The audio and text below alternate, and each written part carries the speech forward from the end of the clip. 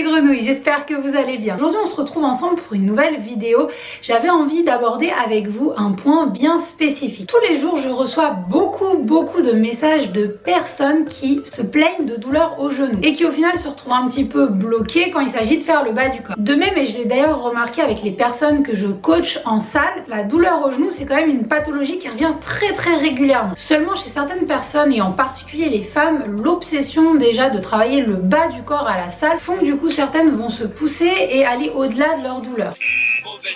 Aujourd'hui je te propose de faire un point sur tout ce qui est idées reçues au niveau des genoux. Je vais t'expliquer un petit peu comment fonctionnent les choses, mais je vais aussi te proposer un entraînement, on va dire, le plus adapté possible où ton genou ne sera pas mis en charge. Donc ne l'oublie pas que dans cette vidéo, déjà tout ce que je vais t'exposer, il s'agit de généralités. Bien entendu, il existe énormément de pathologies concernant le genou, donc chaque cas est différent et rien ne vaudra de toute façon un avis médical. Allez, c'est parti. Petit point anatomie.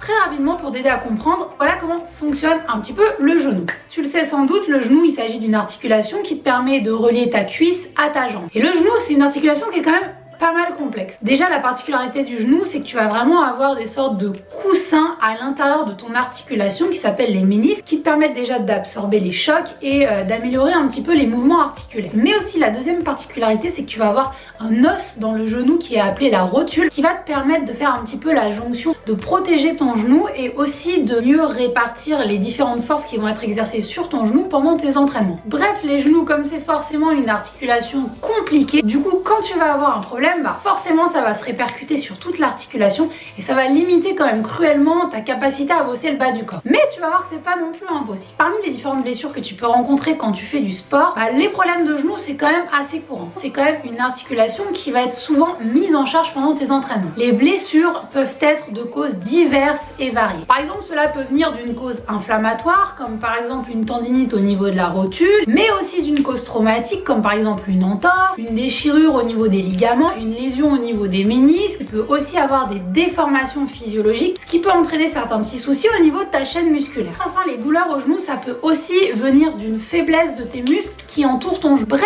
tu vois en fait que les causes peuvent être diverses et variées. Du coup, pour adapter ton entraînement, première chose à faire, ça va être d'aller consulter pour identifier ton problème et trouver les solutions adéquates. Par exemple, certaines personnes vont très bien réussir un tel exercice tandis que d'autres ne le pourront pas. Donc le point fondamental le plus important, ça va être de ne pas réaliser un mouvement qui te fait mal, de ne pas aller au-delà de la douleur sous peine d'aggraver ton cas. Mais attention, au contraire, cela ne veut pas forcément dire que tu ne dois plus bouger non plus. Dans de nombreux cas, et ça a été prouvé médicalement, ne rien faire, c'est parfois pire que faire de l'exercice. Car si tu ne bouges plus du tout, au fur et à mesure, ta mobilité va commencer à se réduire. Bref, un petit cercle vicieux. Par exemple, certains mouvements ne seront pas conseillés en musculation, mais seront quand même réalisés chez un kiné pour de la rééducation. Ça, ce sont deux choses à part que tu dois bien distinguer. Point numéro 2, bien choisir tes exercices. En cas de douleur au genou, de toute façon, il va avoir des exercices qui sont vraiment pas top. Et là, je vais aborder un sujet bien important.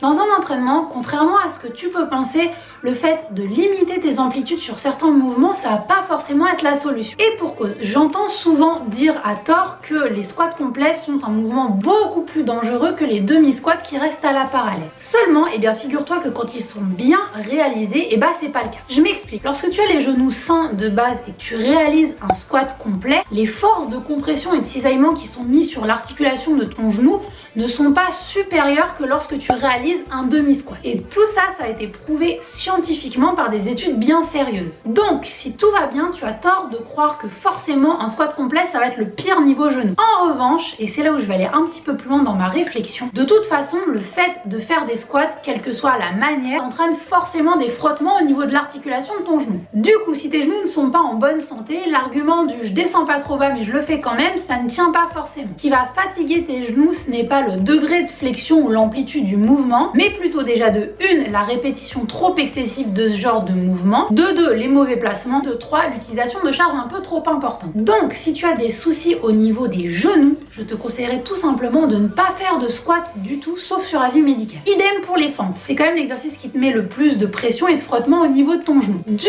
coup, si tu as mal, c'est no way pour les fentes. Mais si dans ton cas c'est ok, personnellement je te conseillerais toujours de privilégier des fentes arrière qui qui mettront un petit peu moins de tension au niveau de ton genou plutôt que des fentes avant. Donc, tu l'as bien compris, si tu as mal au genou, la première chose à faire, ça va être de limiter tous les mouvements de flexion-extension de ton genou. Réaliser avec des charges, c'est encore pire. Ensuite, j'aimerais te parler d'un cas spécial qui est la leg extension. On voit un petit peu de toutes les écoles sur le sujet. Il y en a qui le bannissent totalement de leur entraînement, d'autres non. Pour ce qui est de mon avis, je suis vraiment partagée sur la chose. Je pense que c'est un exercice qui peut être bon, mais qui est applicable en fait au cas par cas. S'il te cause pas de douleur, alors vas-y. Cependant, pour limiter au maximum les forces de cisaillement qu'il peut avoir au niveau de ton genou, ce que je te conseillerais, c'est déjà de travailler très lentement. Donc par exemple, monter sur 5 secondes et de faire pareil sur la descente, de façon justement à limiter ses forces. Forcément, tu travailleras avec une charge beaucoup plus légère, mais n'oublie pas encore une fois, ce qui est le plus traumatisant pour tes genoux, ce sont les mauvais placements et les charges trop importantes.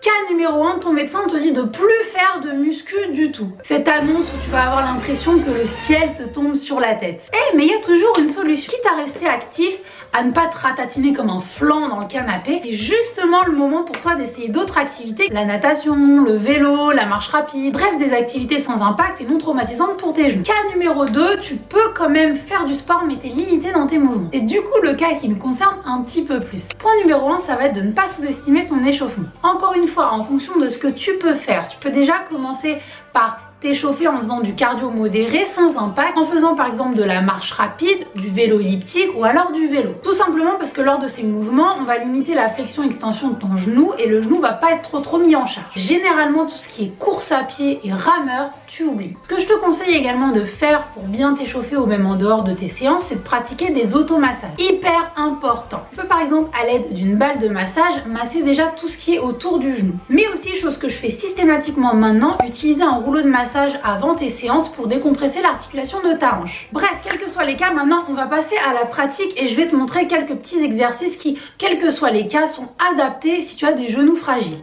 Ok, donc on se retrouve ici en voix off pour te montrer le premier exercice qui ne va pas engager l'articulation de ton genou. Il s'agit bien entendu du soulevé de terre version jambes tendues. Alors pourquoi il n'engage pas ton articulation du genou? En fait, tout simplement parce que l'exercice, ça va être une flexion-extension de la hanche. Autre mouvement que je te propose ici, il s'agit du good morning. Alors attention sur ce genre d'exercice au placement de ton dos qui doit rester bien plat. Et encore une fois, tu vas t'amuser à reculer les fesses vers l'arrière et à replacer le bassin au milieu.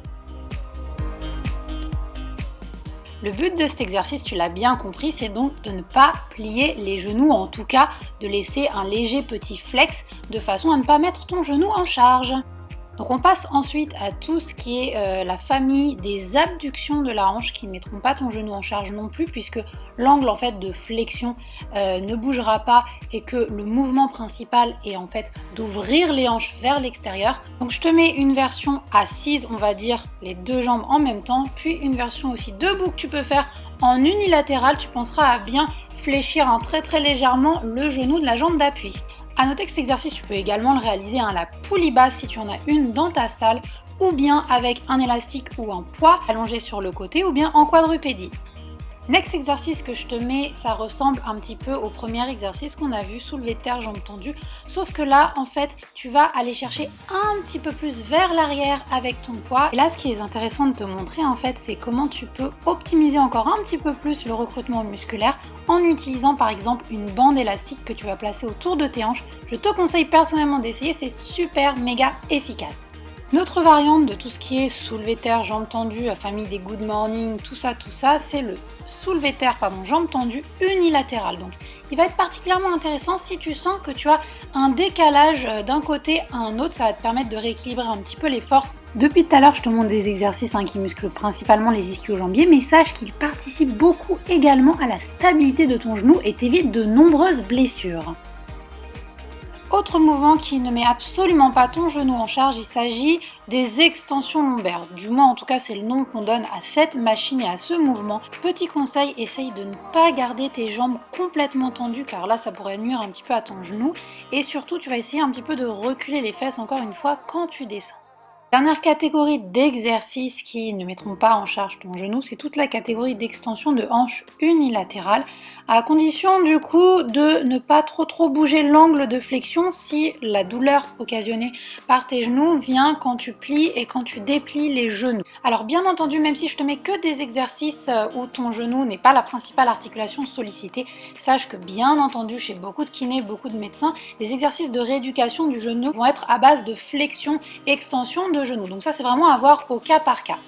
Du coup, dernière catégorie d'exercices que je vais mettre en réserve un petit peu entre guillemets, puisqu'il va falloir vraiment voir selon ta douleur, c'est de travailler en isométrie. Donc par exemple, là, un renforcement des quadriceps avec la chaise.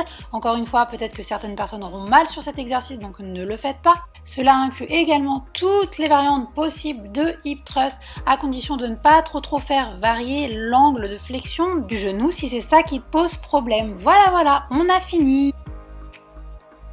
Voilà, cette vidéo est maintenant terminée. J'espère qu'elle t'a personnellement apporté beaucoup de choses, qu'elle t'a permis aussi de comprendre un petit peu les pourquoi du comment. Si tu as aimé ce contenu, n'hésite pas à m'en faire part en commentaire et à mettre un petit pouce en l'air pour le soutien. Je t'invite également, si ce n'est pas déjà le cas, à t'abonner à ma chaîne pour ne rien manquer des futures vidéos. Pour les autres comptes de réseaux sociaux, c'est juste ici. Et en attendant, je te fais tout plein de bisous. Ciao!